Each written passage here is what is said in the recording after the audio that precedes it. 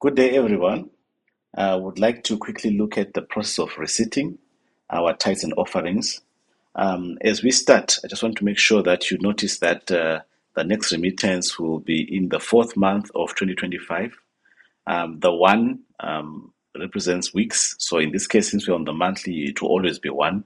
But if you go to the weekly cycle, this number goes to week 1, week 2, week 3, week 4, week 5.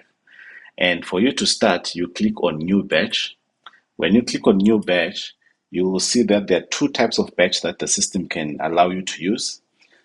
You can use the cash-only batch, which will mean that you're just receipting cash that is either in the envelopes or in the plates that has been used to collect the tithe and offerings. And then the transfer, deposit slash transfer, would be amounts that are reflecting on in your bank. So normally we would use the bank statements or proof of payments or cards that are in the envelopes to record this. But it is advisable for you to use your bank statement because it actually shows you what has been processed to your account. Any other form might cause problems if the amount that you are receiving is not reflecting in the bank, because there are cases where some amounts are not successful transfers, but you have the proof of the transfer. So it will be easier and save you a lot of trouble if you are able to just use your bank statement so that you really have proof of the amount that has come. And then on the same screen, you have the date, which shows you the date that is going to be used for this batch. If you are in the single currency, you will not normally see anything here. It will just be the currency that you are using. But if you're in the multi-currency, you'll be able to see the different types of currencies you can actually reset to. And in this case, we'll just leave it as it is. Then the description shows you a summary of the description that is going to be put onto the batch. Then you click on Save, and it will go ahead and open for you a batch, which we are going to then use for receipting. Okay, so once the batch has been created, you will see that it will pick the first week of the month of April, in this case, which ends on the 5th of April 2025. And then on the batches section here, you'll see the date, you'll see the person, the name of the treasurer who is doing this receipt, and then the description that we saw. The green number shows you the number of receipts in the batch, and then the gray text there shows you the currency. So for you to begin your capturing process, you'll need to come to click on capture here. If you are receiving loose offerings that have been collected on that Sabbath, it is advisable for you to just use this shortcut. Come and click over here. When you click here, the system automatically selects the giver as anonymous because it's basically not linked to any membership record. And then you press enter, and then you tell us how much money was collected. Let's say in this case it was 600 Rand. When you press enter like that, all the way it will complete the receipting. There's something that I want you to observe. When you are doing this process, this receipting process, please do not use your mouse. Pressing enter moves way faster. I'll do this again. I'll select a member. Let's say the member is Mark Nube. I press enter, and then if it's not Mark Nube, let's say for instance, if I press A, there's a person whose number, the fourth person, Linda Moyo.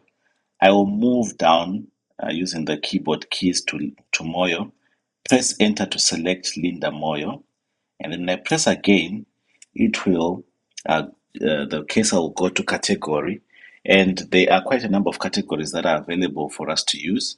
I'll just click the down arrow here so that you see them, but I'll then explain how you can quickly do this without having to use the mouse. But for our illustration, I just want to show you the type of categories that we have here. There are quite a lot of them as an example. Not all places use all of them, but as you can see, they have numbers that correspond to each of the categories. So if you type in the number, because after some time you'll realize that tithe is number 1, 13 Sabbath is number 3, World Mission is number 2, and so on, and up to loan fields and other things that might be or might not be relevant to all places. So these categories here are the types of incomes that we can record from tithe to general offerings, investments, and other things like that. So this is just for you to see what type of options are here. But if you come here and you've forgotten the number, if you type the name, it will also show you where that name is. For this field, you can also search for the different categories. So in this case, I'm going to type number one, and then when I press enter, it will then pick type, and I press enter, it will jump to the next box where we can type in the amount. So in this case, let's say the type was 1,000 Rand, and then you press enter, it will jump to notes, press enter, it will go to where it says save line, which is over here, save line. So that's what is selected right now. And when I click on enter, it will then save the line, which is over here.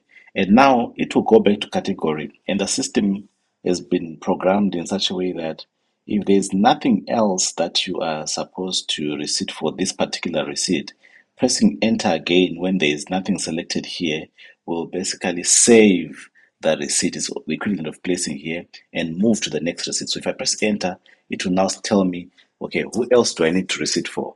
So I'll press Z here, and I will see, let's say for instance, I want a modest Zimuto. I press enter here, and I press enter again.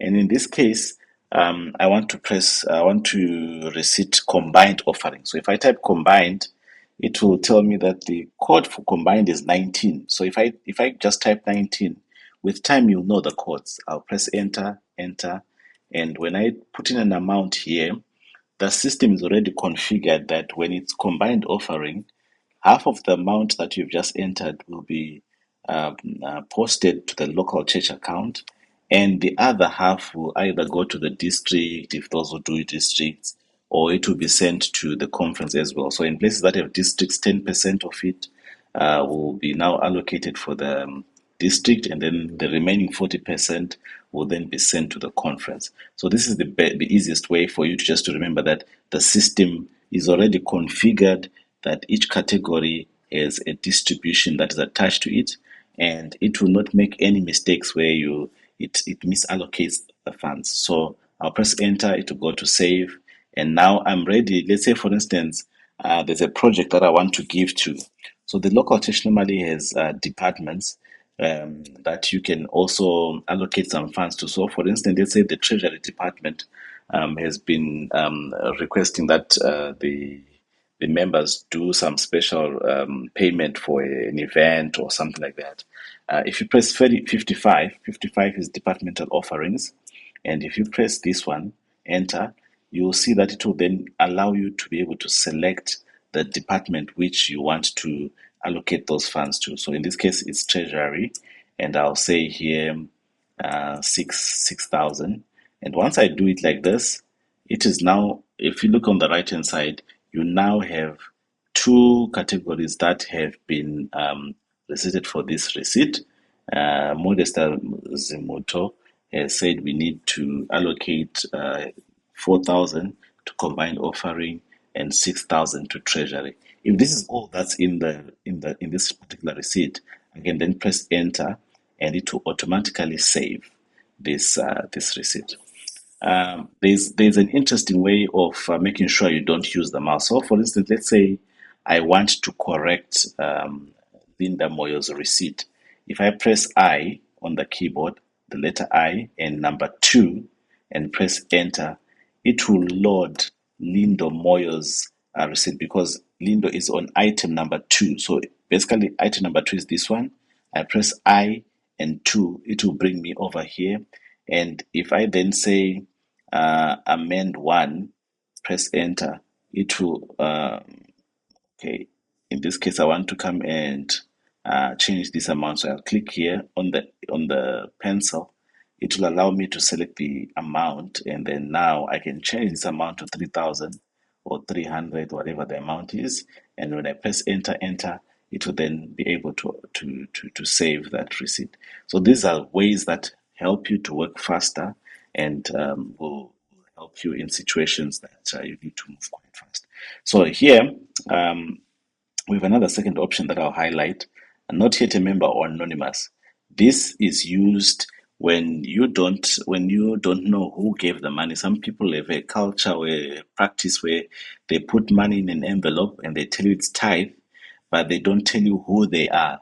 So this allows you to be able to receipt for anonymous givers, and you press enter, and then they have told you on the envelope it's tithe, so you put in the tithe amount. Let's say it's 4,000, and once you have done this, you can then save this receipt, and you have done a receipt for anonymous. So this not yet a member or anonymous is used to receipt for people who are not yet baptized members of the church, or entities like, for instance, I normally give an example of a cell phone base station that is located in the yard of the church and earns some money to the church. And when they pay for that rental of that space that they have leased from the church, then the church can come over here, click, the church will come over here and click not yet a member, and then say MTN as the provider. And over here, they can then use, enter an email address, gmail@gmail.com, or in this case, let's just call it MTN at mtn.com. And the person that you have put here on the email address that you have put here on the email option will be sent the receipt at the close of this particular capture. And these funds normally go to the local church treasury department. So here I'll just come here and click on 55, and then I'll select treasury, and then I'll press enter and put in the 2,000 that is for the rental, and that is the end of this receipting. So if you look over here at the bottom, you'll notice that the total amount of this batch is 19,600. And because we are on a cash batch, these total of 19,600, these receipts are all going to be posted into the receipt cash account of my local church. So what I mean by this is, if I come back to batches over here and I click on close and I say okay, what then happens is these amounts are posted into the registered cash account. So just for us to explain, the church funds in this case are 10,360. The trust funds are 9,240. But if you come, let me just show you first on the home screen. If you come on the home screen, you'll see that the 9,600 has been posted to my registered cash account. And what I owe to the conference is now also showing the clearing account of the conference. So this is very important for treasurers to take note of. Then after the banking is done, you'll see that this 19,000 will then be transferred to the bank account, in this case, which is ABSA current account.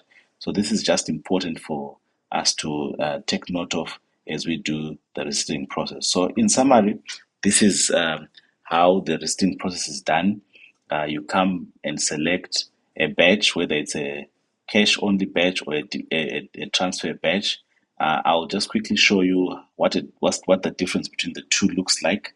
Remember, this amount has been posted, the cash batch amount, which is this one, has been posted to the reserved cash account, waiting to be deposited in the bank account. But in this second batch that we have opened, so in this batch, it's already linked to the bank.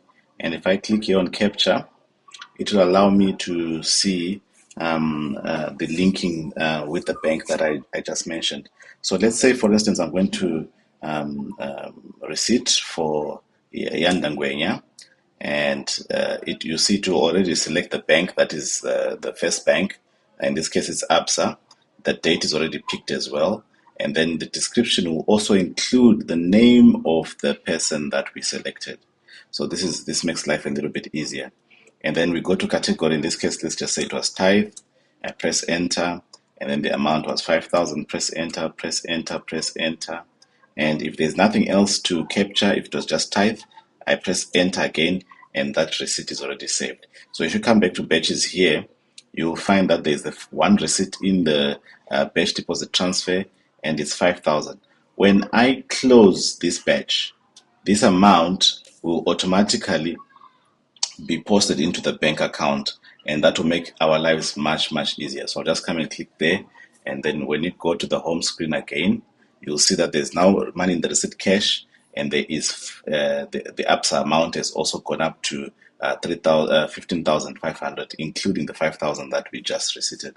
And just so that we are together and we are clear, if you come to reports and you come to financial and you come to treasury transactions and statements, if we select under our bank account, we select our ABSA, and we choose the period that we are working with. I'll just do that from March so that we can see all the transactions. I click on list. We are expecting to see that 5,000 automatically already posted into the bank account. So here we go. So here is the 5,000 that we just receipted, and as you can see, the balance of our bank statement ledger account in ACMS has automatically been increased by the same amount that we have receipted. So if you look here, you'll see that this is the name of the bank account here. So this concludes our quick help feature as far as receipting using the batches, the two types of batches, the cash batch and the deposit/transfer batch. Thank you for watching.